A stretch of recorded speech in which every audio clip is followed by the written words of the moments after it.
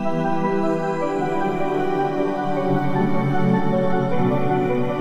yang sama ya, saya di situ dituliskan the main role of business owner is to stop being a superman and start being a super team.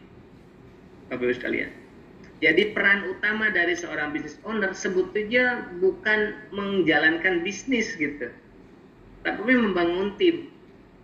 Jadi kalau kita masih disibukkan dengan aktivitas operating gitu ya, ya kita menjadi superman gitu.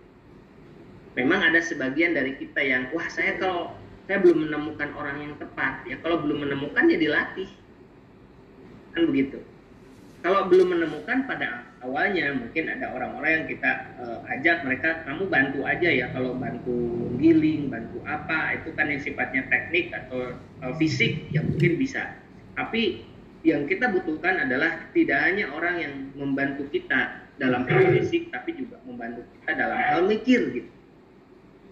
Makanya the main role of business owner, tugas atau peran utama dari business owner bukanlah menjadi seorang superman dan start building a super team, mulai membangun super team.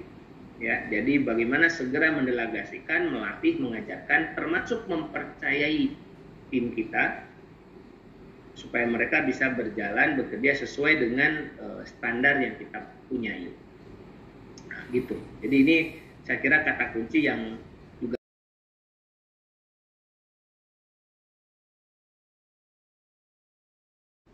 banyak orang di dalam organisasi kita, ya, maka apa yang bisa kita dapatkan? Yang kita dapatkan adalah tentu saja, ya kita bisa mendapatkan hasil yang lebih besar. Jadi target kita adalah kalau kita sudah mulai mengelola tim, maka kita bisa melipat gandakan tenaga, melipat gandakan waktu, dan otomatis bisa melipat gandakan omset sampai kepada profit.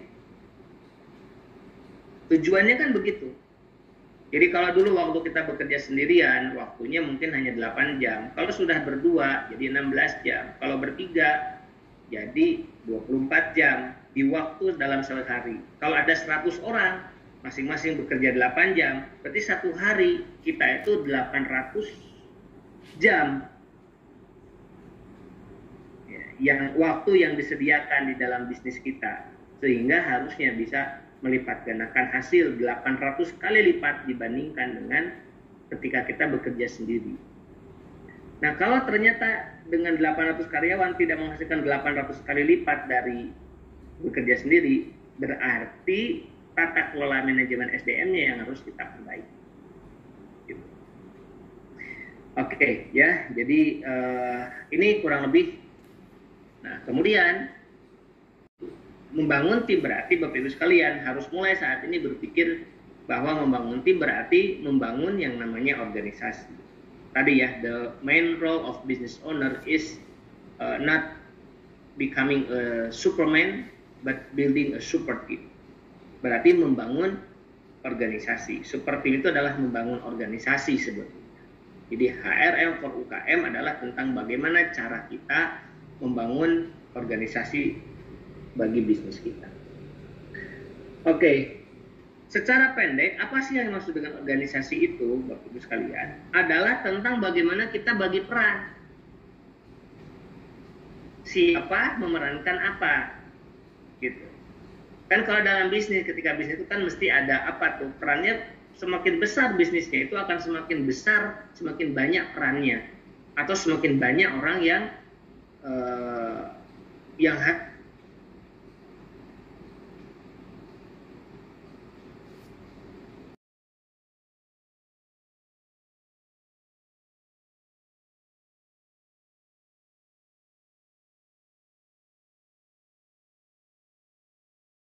kendaraan itu akan efektif bila mana? Satu, dengan organisasi itu, dengan kendaraan itu, justru malah kita bisa sampai tujuan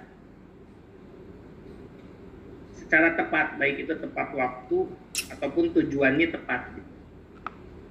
Di sisi yang lain juga bisa terus bertumbuh dan berinovasi, Bapak Ibu sekalian. Jadi kalau dengan organisasi itu kemudian nggak bertumbuh, nggak berinovasi, ada saya atau tidak ada tim atau tidak ada tim, omsetnya begitu-begitu saja, gitu. Maka bukan dihilangkan timnya, tapi diperbaiki apa yang salah dengan saya, sehingga saya sudah punya tim tapi ternyata kok performanya tidak bagus gitu. Artinya terus bertumbuh dan berinovasi. Nah, harus ada juga visi dan misi yang mudah diingat dan memotivasi karyawan. Jelas ya, karena seseorang itu dia masuk ke dalam kendaraan kita, maka dia harus satu visi dengan kita. Jangan sampai dalam satu bis tujuannya beda-beda gitu. Ada yang ke arah utara, ada yang ke arah timur, arah selatan, ke arah barat. Itu pasti berantem. Dan di sisi yang lain, akan organisasi itu efektif bila mana ada terjadinya engagement, kolaborasi karyawan yang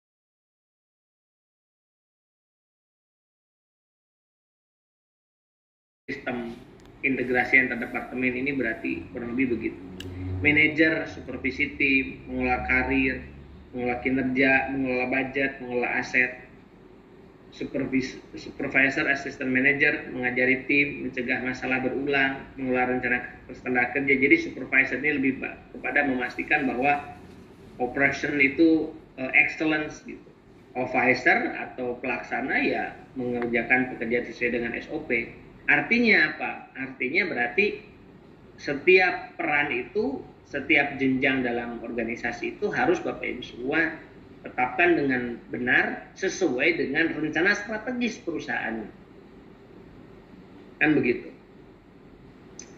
Nah, saya lanjutkan lagi. Jadi ada organisasi sama dengan berbagai peran, di mana kita berperan, di situ kita bertanggung jawab. Mungkin struktur organisasi di tempatnya Bapak Ibu sekalian tidak serumit ini ya.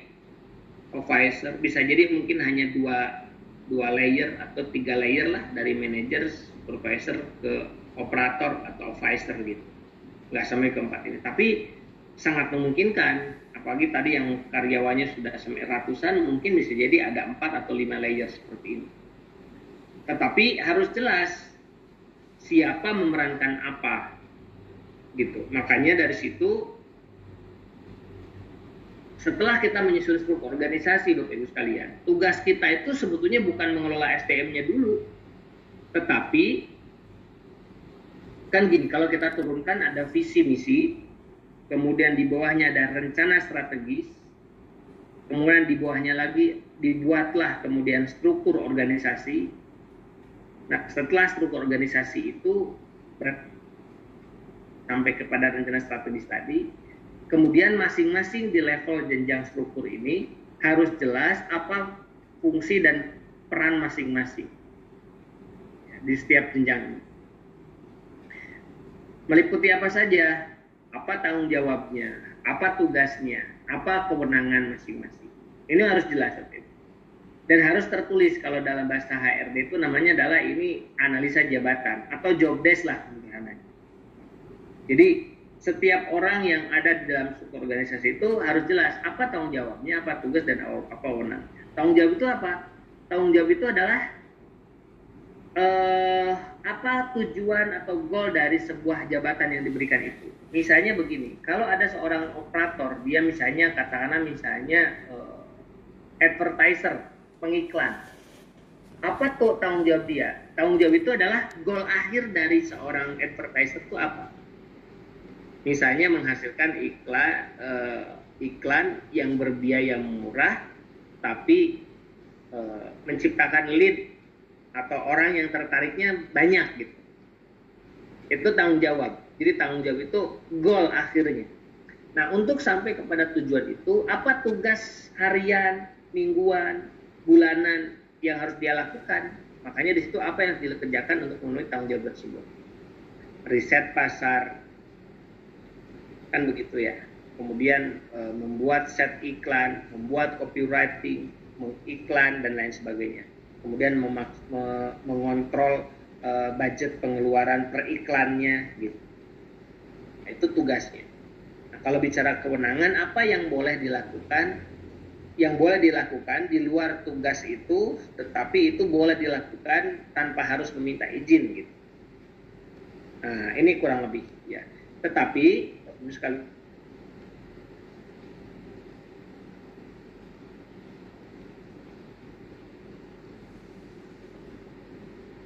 skill atau keahlian yang harus dikuasai. Beda ya antara knowledge dengan skill. Kalau knowledge itu pengetahuan saja, sifatnya itu nalar, pengetahuan atau ya knowledge, pengetahuan ya. Tapi kalau skill adalah keterampilan praktikal yang bisa dipraktekkan, bisa ditunjukkan gitu. Nah, kemudian ada attitude, sikap apa yang harus dimiliki oleh orang tersebut ya untuk mengerjakan tugas dan tanggung jawab tersebut, dan harus, kalau kita boleh ditambahkan dengan istilah talent, kira-kira apa yang harus, kekuatan bawaan yang harus ada di dalam orang tersebut yang ini bisa dimanfaatkan untuk produktivitas atau tercapainya tugas dan tanggung jawab tersebut. Nah, Bapak Ibu, jadi ketika kita mulai merekrut orang, menghadirkan orang dalam organisasi kita, maka pastikan dulu sebelum kita itu meng-hire orang itu sudah jelas perannya apa, perannya di mana yang saya sebut dengan struktur organisasi, dan perannya apa yang saya sebut dengan analisa jabatan ini. Mau tertulis mau tidak jadi masalah, tetapi idealnya adalah tertulis. Karena dengan tertulis itu tidak terjadi miskomunikasi. Jadi tanggung jawabmu apa, tugasmu apa, wewenangmu apa, knowledge, pengetahuan yang harus kamu kuasai apa saja, yang harus dikuasai oleh dia apa saja, skillnya apa saja, attitude-nya apa saja, talentnya apa saja. Nah gitu ya. Nah ini